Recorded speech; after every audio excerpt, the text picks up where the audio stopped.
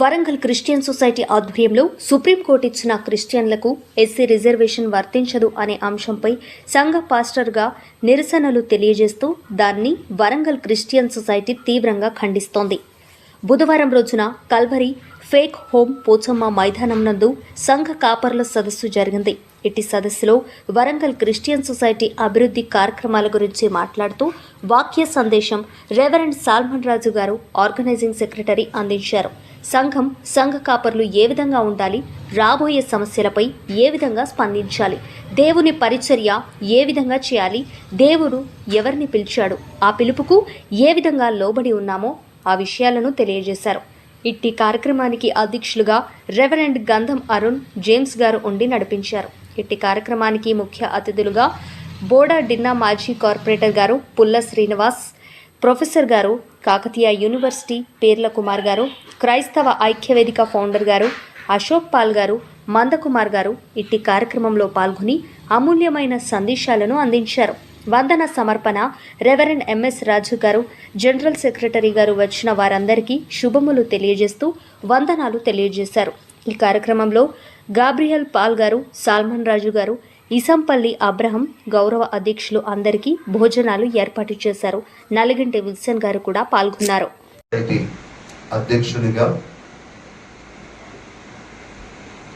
దళిత క్రైస్తవుల పైన జరుగుతూ ఉన్నటువంటి దాడులను హైకోర్టు నుండి వచ్చినటువంటి కోర్టు ఆర్డర్ను పురస్కరించుకొని ఈ దినం వరంగల్ క్రిస్టియన్ సొసైటీ ఆధ్వర్యంలో ఈ యొక్క ప్రెస్ మీట్ ఏర్పాటు చేయడం జరిగింది. ఈ ప్రెస్ మీట్లో మరి పెద్దలు గౌరవనీయులు ఇంతవరకు చాలా చక్కని విషయాలను మాట్లాడారు. వారితో నేను ఏకీభవిస్తూ మరి రాజ్యాంగంలో దళిత క్రైస్తవులకు ఇచ్చినటువంటి హక్కులను కాపాడుకునే విషయంలో ఏమాత్రమును వెనుకంజ వేయకుండా దీని కొరకు పోరాడడానికి వరంగల్ క్రిస్టియన్ సొసైటీ ముందుకు సాగుతుందని నేను ప్రేమపూర్వకంగా తెలియజేస్తా ఉన్నాను. వరంగల్ ప్రాంతంలో, వరంగల్ నియోజకవర్గంలో ఉన్నటువంటి ప్రతి సంఘ కాపరి కంకణం కట్టుకొని ముందుకు సాగాలి. దీని కొరకు ఎంతవరకైనా పోరాడడానికి సిద్ధపడాలని ప్రభు పేర నేను మీకు తెలియజేస్తా ఉన్నాను. ఓ చేతిలో బైబిల్ పట్టుకొని, ఓ చేతిలో రాజ్యాంగాన్ని పట్టుకొని మన హక్కులను మనం కాపాడుకోవడానికి ముందుకు సాగుదాం. ఎవరు భయపడన అవసరం లేదు, ఆందోళన చెందిన అవసరం లేదు, కలవరం చెందిన అవసరం లేదు. దేవుడు మనకు తోడై ఉన్నాడు కనుక మనం ముందుకు సాగుదాం. అటు కృప పరిశుద్ధాత్మ దేవుడు మనందరికీ అనుగ్రహించును గాక. రైట్, రేపు వరంగల్ క్రిస్టియన్ సొసైటీ ఆధ్వర్యంలో press meet Hanamkonda press club లో ఉంటుంది. దాని కొరకు సేవకులందరినీ నేను ఆహ్వానిస్తా ఉన్నాను. అందరం ఆ ప్రెస్ మీట్ లో పాల్గొందాం, ప్రభువును కనపడతాం. సమయంలో దేశ ప్రజలందరికీ భారత రాజ్యాంగం సమాన హక్కులు, మత స్వేచ్ఛ రాజ్యాంగం హక్కు కల్పిస్తే ఈ దేశంలో ఉన్న ఆధిపత్య కులంలో వాళ్ళు 50 ఎస్సీ ప్రెసిడెన్స్ ఆర్డర్ రావడం వల్ల దళితులకు భారత రాజ్యం దేశానికి స్వాతంత్రం వచ్చిన తర్వాత దళితులకు మత స్వేచ్ఛ కోల్పోవడం జరిగింది. దాని సందర్భంగా రంగనాథ మిశ్ర కమిషన్, మొన్న కేజీ బాలకృష్ణ కమిషన్ నివేదిక ఇవ్వబోతున్నది కనుక మేము ఈ తెలుగు రాష్ట్రంలో ఉన్న ప్రభుత్వాల అధినేతలు, ముఖ్యమంత్రులు విజ్ఞప్తి చేస్తున్నాం. ఆంధ్రప్రదేశ్ ముఖ్యమంత్రి నారా చంద్రబాబు నాయుడు గతంలో నిండు సభల్లో తీర్మానం చేసిండ్రు. మేము కేంద్ర ప్రభుత్వం మీద ఒత్తిడి తీసుకొచ్చి దళిత క్రైస్తవులు ఎస్సీ హోదా ఇస్తానని వారు డిమాండ్ చేశారు, విజ్ఞప్తి చేశారు. ఇప్పుడు ఆ మాట కట్టుబడి ఉండాలని ఈ సందర్భంగా ఆంధ్రప్రదేశ్ ముఖ్యమంత్రి గారికి విజ్ఞప్తి చేస్తున్నాం. ఇక్కడ ఈ తెలంగాణలో ముఖ్యమంత్రి అయిన రేవంత్ రెడ్డి గారు కూడా కేంద్ర ప్రభుత్వం మీద పోరాటం జరుగుతున్న శాంతియుతమైన పోరాటానికి మీరందరూ సిద్ధమవలసిన అవసరం ఉన్నది. ఈ 2 రాష్ట్రాలు ఉన్న సీఎంలు ప్రభుత్వం మీద, కేంద్ర ప్రభుత్వం మీద ఒత్తిడి తీసుకొచ్చే విధంగా రేపు జరుగుతున్న ఈ దేశవ్యాప్తంగా దళిత క్రైస్తవులు హక్కులను, సమానత్వమైన హక్కుల కోసం పోరాటానికి దేశవ్యాప్తంలో ఉన్న దళిత క్రైస్తవులందరూ ఏకతాటికి వచ్చి ఒక ఉద్యమాన్ని శాంతియుతమైన పోరాటాన్ని సిద్ధం కావాల్సిన అవసరం ఉన్నది దళిత క్రైస్తవులందరికీ. పిలుపునివ్వడం జరుగుతుంది. అధ్యక్షునిగా దళిత క్రైస్తవుల పైన జరుగుతూ ఉన్నటువంటి దాడులను హైకోర్టు నుండి వచ్చినటువంటి కోర్టు ఆర్డర్ను పురస్కరించుకొని ఈ దినం వరంగల్ క్రిస్టియన్ సొసైటీ ఆధ్వర్యంలో ఈ యొక్క ప్రెస్ మీట్ ఏర్పాటు చేయడం జరిగింది. ఈ ప్రెస్ మీట్లో మరి పెద్దలు గౌరవనీయులు ఇంతవరకు చాలా చక్కని విషయాలను మాట్లాడారు.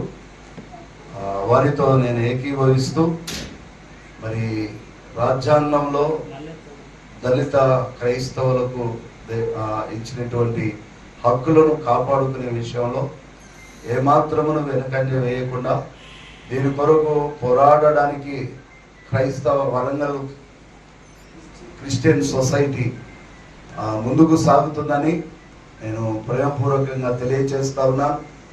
వరంగల్ ప్రాంతంలో వరంగల్ నియోజకవర్గంలో ఉన్నటువంటి ప్రతి సంఘ కాపరి కంకణం కట్టుకొని ముందుకు సాగాలి. దీని కొరకు ఎంతవరకైనా పోరాడడానికి సిద్ధపడాలని ప్రభు పేర నేను మీకు తెలియజేస్తా ఉన్నాను.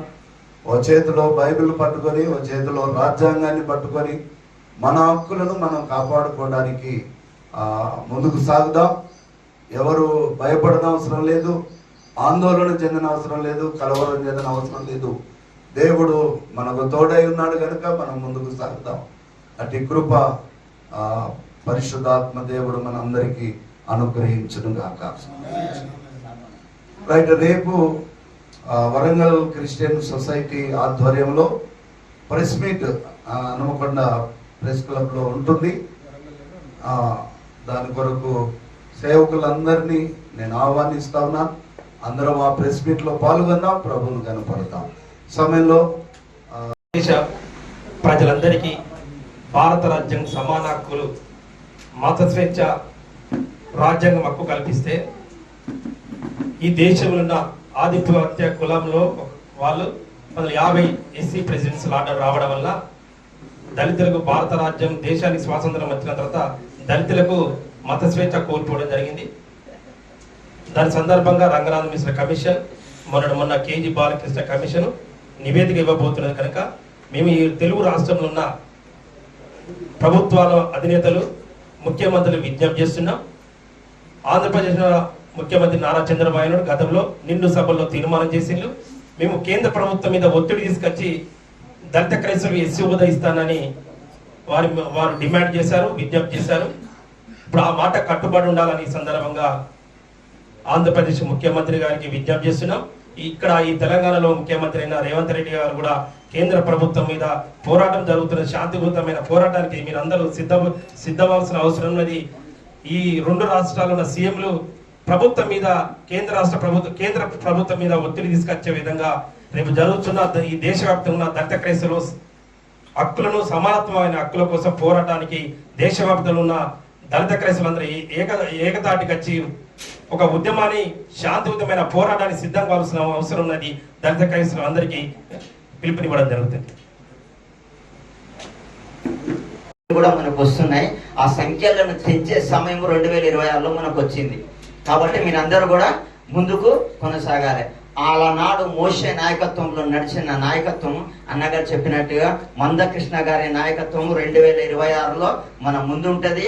ఆ నాయకత్వంలో మనం అందరము ఈ యొక్క సంఖ్యలను తెంచుకున్నటకు అడుగులో వేస్తూ చేయి కలిపి మనం ముందుకు కొనసాగాలని కోరుకుంటూ నా మాటలు ముగిస్తున్నాను. Thank you.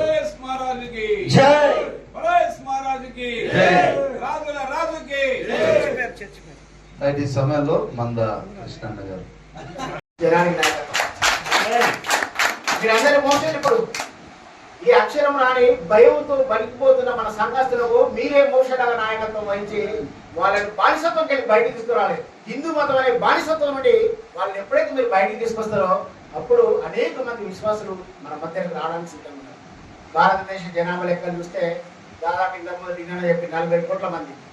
ఇప్పుడు మన పర్సెంటేజ్ క్రిస్టియానిటీ అనే పర్సెంటేజ్ రాసుకుంటూ ఎంతమంది అంటే 2.74% భారతదేశ జనాభాలు, అంటే దాదాపు 3.5-4 కోట్ల మంది ఉన్నారు. ఆ లెక్కలు తీసి మన కనుక ఒక్కసారి గేటు తెప్పుతున్నట ఒకటేసారి 30% కలుపుతారు. వచ్చిందనుకో, ఈ క్లాస్ ఒక్కటి తొలగిస్తే ఇప్పుడు 2.7% పోయి దాదాపు 32 నుండి 34% వరకు పెరుగుతుంది క్రిస్టియానిటీ భారతదేశంలో. అప్పుడు అది భయం అట. ఇది ఎక్కడికి వచ్చింది భయం అంటే మహాత్మా గాంధీకి వెళ్ళి కూడా వచ్చింది.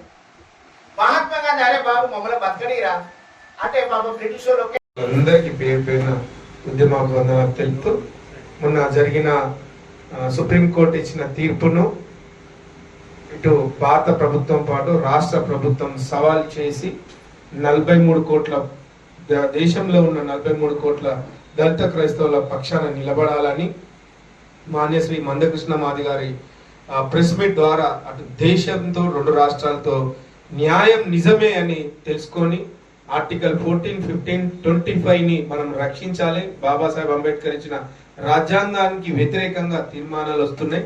1950 ప్రెసిడెన్షియల్ ఆర్డర్ అది చట్టం కాదు. ఆ ఆర్డర్ ను వ్యతిరేకించు పార్ట్ 3ని తొలగించి ఏదైతే 1956 లో సిక్కులకు, ఏదైతే 1990లో బుద్ధులకు ఏ విధంగా వాళ్ళకు ఎస్సీ హోదా కల్పించిందో దళిత క్రైస్తవులు కూడా అదే విధంగా ఎస్సీ హోదా కల్పించాలని, అలాగే అన్ని గత 20 సంవత్సరాల నుంచి కరేకల్ commission, Mandal commission, Ranganath Mishra commission, ఇట్లా ఎన్నో 5-6 కమిషన్లు వేసిండ్రు. ఆ కమిషన్లు ఇచ్చిన రిపోర్ట్ పరంగా దళితులు ఏ మతాన్ని స్వీకరించినా వాళ్ళ స్థితిగతులు ఏం మారతలేవు, వాళ్ళ దళితులనే పరిణించి వాళ్ళ రిజర్వేషన్ కల్పించాలని ఇచ్చిన తీర్మానాన్ని, అలాగే రేపు వచ్చే పార్లమెంట్ లో దీన్ని బిల్లు చేయాలని దేశవ్యాప్తంగా నిరసన కార్యక్రమాలు మన వరంగల్ నుంచే నాంది పలకబోతున్నాయి. అది కృష్ణనగర్ నాయకత్వంతో జరగబోవాలని తెలియస్తూ మొన్న 2 రౌండ్ టేబుల్ సమావేశాలు జరిగినాయి. అలాగే మన ఈల రాజు గారు అని, సీనన్న గారు అని, అశోక్ పాల్ గారు అని, ఇక్కడ ఉన్న జేమ్స్ పాల్ గారు, రాజ్ కుమార్ గారు అని, అలాగే మా అబ్రాహం అలీ గారే గాని, జన్మిరియా గాని, ఇట్లా చెప్పుకుంటూ పోతే అందరు పాస్టర్ గారు రేపు మీరే సైనికులు, పాస్టర్లే ముందుకు రావాలి. ఈ రోజు ఇజ్రాయెల్ జనాంగం ప్రపంచం మొత్తం గజగజ వాడుతుందంటే ఆ రోజు ఒకప్పుడు మనం ఇదే స్థాయిలో ఉన్నాం. రేపు కూడా మనకి ఈ పరిస్థితి రాబోతుంది. కాబట్టి దయచేసి పాస్టర్లు అందరికి విజ్ఞప్తి చేస్తున్నాం. అతి త్వరలో రౌండ్ టేబుల్ సమావేశం ఉన్నది, అతి త్వరలో కృష్ణన్నతో మీటింగ్ ఉన్నది, అతి త్వరలో ఉమ్మడి వరంగల్ క్రైస్తవులందరూ 1,00,000 మందితో పెద్ద ర్యాలీ దేవుని నామం నిలవుతుంది. మీరు అందరూ పాల్గొని విజయవంతం చేయాల్సిందిగా కోరుకుంటూ మాకు ఈ అవకాశం ఇచ్చిన ధన్యవాదాలు. సుప్రీంకోర్టు నుంచి వచ్చిన దళిత క్రైస్తవులకు ఎస్సీ హోదా ఉండదు అని వచ్చిన తీర్పును బట్టి అది మాకు ఒక మంచి అవకాశముగా, ఇంతకాలం పిల్లి బోన్లో వేసి పెట్టినట్టున్నది. ఇప్పుడు మేము బయటికి రావడానికి ఆ తీర్పు కారణమైంది. ఖచ్చితంగా క్రైస్తవులుగా భుజం కలుపుతాం, మనసు కలుపుతాం, చేయి కలుపుతాం, పోరాడి తప్పకుండా మా హక్కులు మాకే ఉండాలని మేము సాధించుకునే వరకు మా నాయకులు మాన్యశ్రీ మందకృష్ణ గారితో కలిసి నడుస్తాం. మేము అనుకునేది ఒకరోజు ఎట్లా ఈ సమస్యను అక్కడ దాకా తీసుకుపోవాలని. కానీ ఆ దళిత నాయకుడైన తను ఈరోజు మా కొరకు ఎంతో త్యాగం చేస్తున్నాడు. ఖచ్చితంగా కలిసి మేము మా హక్కులు మేము సాధించుకొని రాజ్యాంగబద్ధంగానే పోరాడితే పోయేదేం లేదు. ఈ బానిస సంఖ్యలు తెంచుకోవడానికి మేము ఖచ్చితంగా నిలబడతాం. నిన్నటి దినాన బిఆర్ అంబేద్కర్ గారి జన్మదినాన్ని పురస్కరించుకొని ఎన్నడూ లేని విధంగా ఒక గొప్ప పండుగ, ఒక రివల్యూషన్, ఒక గొప్ప మార్పును నేను చూశాను. మరి అంబేద్కర్ అందరి నాయకుడు, అంబేద్కర్ రాసిన రాజ్యాంగంలో మేము ఇంత గొప్పవాళ్ళమైనట్టు ఆయన మనం చెప్పుకుంటున్నటువంటి ఈ నాయకులంతా కలిసి అంబేద్కర్ రచించిన 25 ఆర్టికల్ని ఎందుకు పక్కకు పెడతారు? దాన్ని ఎందుకు పక్కకు పెడతారు? ఆయన గొప్పవాడే, ఆయన రాసిన రాజ్యాంగం గొప్పదే. ఆయన రాసిన రాజ్యాంగంలో ఆర్టికల్ ఎందుకు పక్కకు పెట్టి మమ్మల్ని వివక్షతో నలగొడతారు? ఇప్పటి వరకు నలిగిపోయినాం, బోన్లో ఉన్నాం. కానీ ఈ దెబ్బతో మేము బయటకు వస్తున్నాం. ఖచ్చితంగా సాధించుకునే వరకు మేము పట్టువదలకు పోరాడతామని జ్ఞాపకం చేస్తూ నా మాటలు ముగిస్తున్నాం.